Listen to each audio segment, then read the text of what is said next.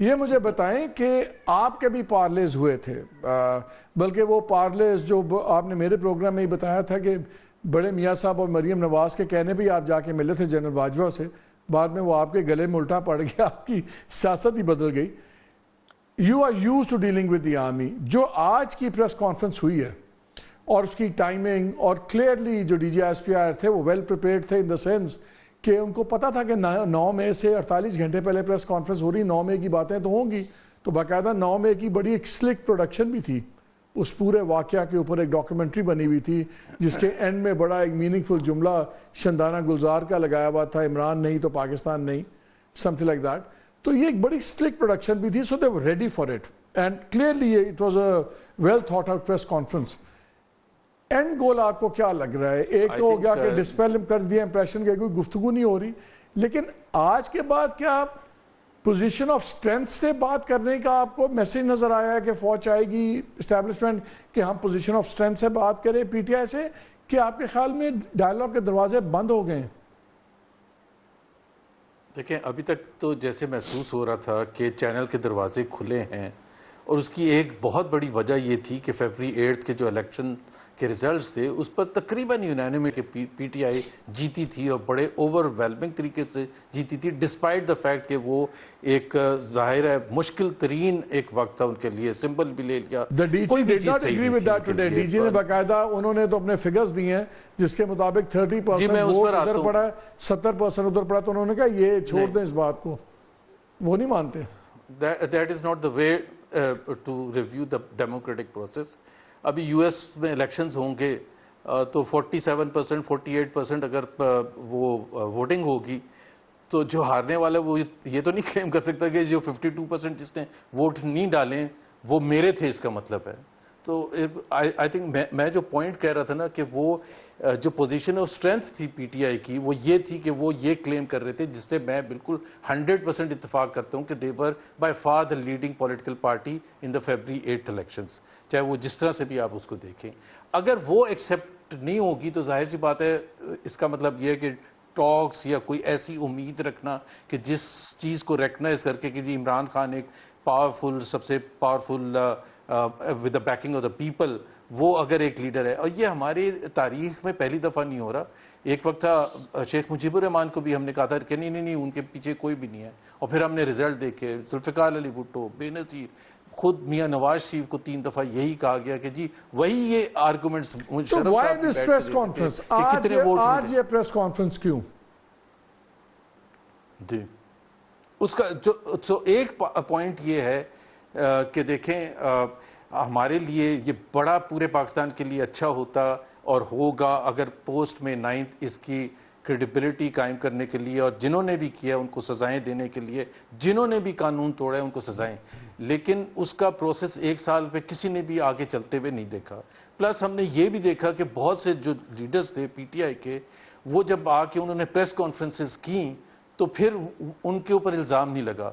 So are we going to be selective about it? اور یہ میری سجیشن ہوگی پھر سلیکٹیو نہ ہونا، پھر کھل کے ہوں، کہ یہ تو نہیں ہو سکتا کہ جو آ کے کنڈیم کر دے اور پریس کانفرنس کر کے آئی پی پی کے اس میں پہنچ جائے جو بھی ان کا وہ انوگریشن سیشن ہوا تھا تو اس کے لیے عام معافی ہے. سو کریڈیبلٹی قائم ہونی چاہیے اور ضرور ہونا چاہیے. چلیں let me put you into a little tight spot. آپ کیا کہہ رہے ہیں، ڈس آنیسٹ پریس کانفرنس تھی؟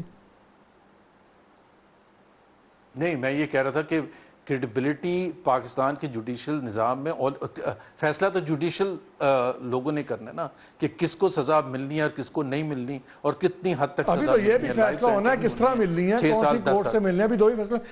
لیکن وہ اس کی کریڈیبلٹی ہونی چاہیے نا. آج ہی کے دن میں جسٹس اطہر منیلا نے ایک سٹیٹمنٹ دی، آبزرویشن دی کہ انٹرفیئرنس ہے وہ 6 ججز کے حوالے سے. وہ بھی تو ایک بڑا امپورٹنٹ ایک فورم ہے سپریم کورٹ، اور جسٹس اطہر منیلا بڑے امپورٹنٹ ایک شخص ہیں، جج ہیں. تو وہ ان کی سٹیٹمنٹ، تو ہمارے جیسا ایک عام آدمی تو کنفیوز ہے. ہم تو یہ کہیں گے کہ بھائی آپ بالکل جائیں مئی 9 پر کے حوالے سے اور جو بنتی ہے سزا وہ دیں، لیکن اس کی کریڈیبلٹی ہونی چاہیے، سب کو نظر آنا چاہیے کہ فیئرنس ہو رہی ہے. زبیر صاحب مجھے ایک بات بتائیں، بڑا ڈرانا سا سینیریو پیش کر دیا جنرل صاحب نے، لیکن کوائٹ ریئلسٹک. لیکن آپ کے خیال میں کیا یہ انٹرسٹنگ، انہوں نے کہا کہ پری فیز ہائپر بول بھی ہو سکتا ہے کہ پری فریز آپ، لیکن ہم دیکھتے ہیں کہ ریٹرک بڑی خطرناک چیز ہے. You easily become captive of your own rhetoric بھی ہو سکتا ہے، کیونکہ جب آپ پبلک اتنا ہارڈ لائن لے لیں تو پھر 2 قدم پیچھے ہٹنا بڑا مشکل ہے. لیکن جہاں حالات اب آگے ہیں، جو آج ہم نے مائنڈ دیکھا ہے انسٹیٹیوشن کا، obviously through the DG ISPR، اس میں آپ کو کسی بھی قسم کی پاسبل لچک نظر آتی ہے؟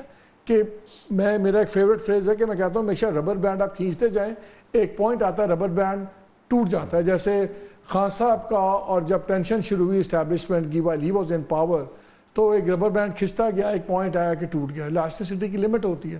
کیا اب یہ آج کے بعد یہ آپ پوسٹرنگ کی پاسبلٹی ہو سکتی ہے کہ دس از اے ریئل سلیمنگ آف دا ڈور؟ دیکھیں فیبری 8 سے پہلے اگر یہی پریس کانفرنس ہوتی لاسٹ ایئر جون جولائی دسمبر میں، تو اس کے میننگ بالکل ڈفرینٹ ہوتے.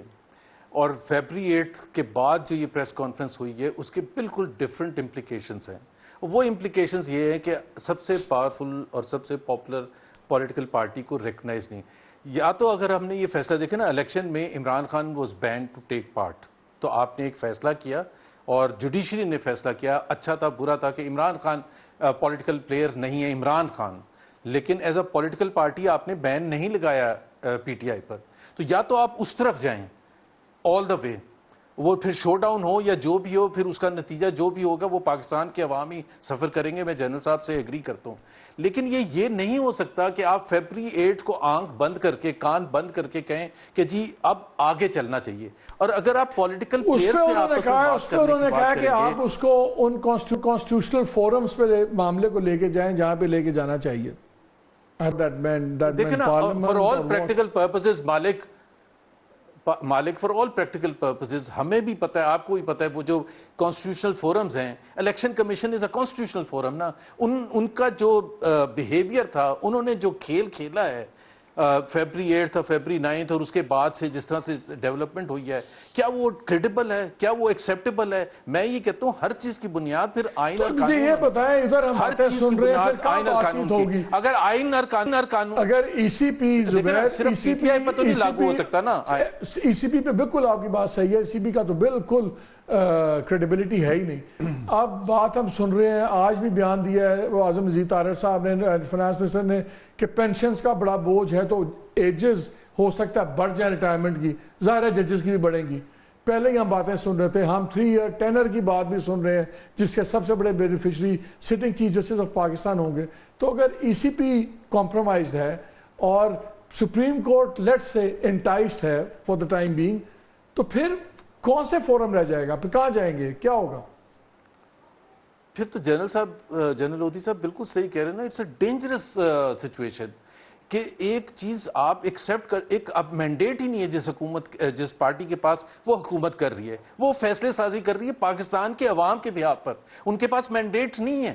سو وہ بھی ایک ریالٹی ہے نا. ساری ایک طرف ساری آپ ٹوپے چلا سکتے ہیں، دوسری طرف بھی تو آپ کو خیال کرنا ہے کہ آپ نے اگر عوام کا اعتماد بحال کرنا ہے، سوری میں کمپلیٹ کر لوں، عوام کا اعتماد بحال کرنا ہے، مئی 9 والوں کو سزائیں دینی ہیں اور قانون کے حساب سے دینی ہے، تو پھر قانون کا اطلاق پورا کا پورا ہونا چاہیے. سلیکٹیو تو نہیں ہو سکتا نا، یہ تو نہیں ہو سکتا. آپ پھر آپ یہ بھی کہیں کہ یہ اتنی امپورٹنٹ چیز ہے جو فیبری 8 اور فیبری 9 کو ہوا تھا کہ اس کے سدباب کے لیے آپ کوئی ایسا فورم بنائیں تاکہ وہ اگلے 2 مہینے میں نتائج سامنے لے کے آئے اور وہ کریڈیبل نتائج سامنے لے کے آئے. یہ نہیں ہو سکتا کہ سلمان اکرم راجہ 80,000 ووٹوں سے جیت کے دکھا دیا جائے. وہ بھی گریو کانسٹیٹیوشنل وائلیشن ہے، وہ گریو کانسٹیٹیوشنل وائلیشن ہے. تو آپ یہ ایک طرف سیلیکٹیو نہیں کر سکتے نا.